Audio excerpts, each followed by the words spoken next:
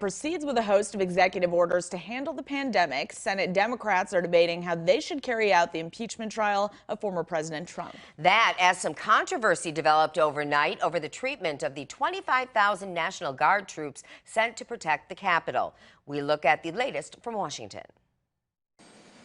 The second impeachment trial of now former President Donald Trump may have to wait until February. Senate Minority Leader Mitch McConnell proposed that impeachment managers deliver the article of impeachment to the Senate on January 28th. The former president would have to respond by February 4th. Then he would get another week to file a pretrial brief. Leader McConnell and I are trying to come up with a bipartisan agreement on how to conduct the trial.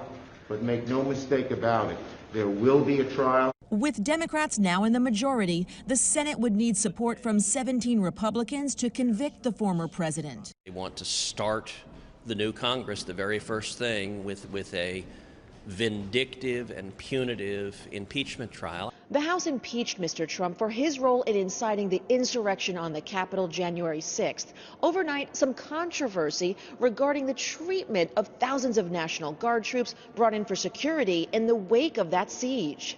After spending days in the cold securing the Capitol, members of the National Guard were asked to leave the building, where they were using hallways and open space to rest in between shifts. They were relocated to a nearby parking garage to rest. This drew swift condemnation from lawmakers, including Senator Tammy Duckworth, a veteran. She offered up her office to them and vowed not to rest until they were taken care of. She later tweeted, "Update, troops are now all out of the garage. Now I can go to bed."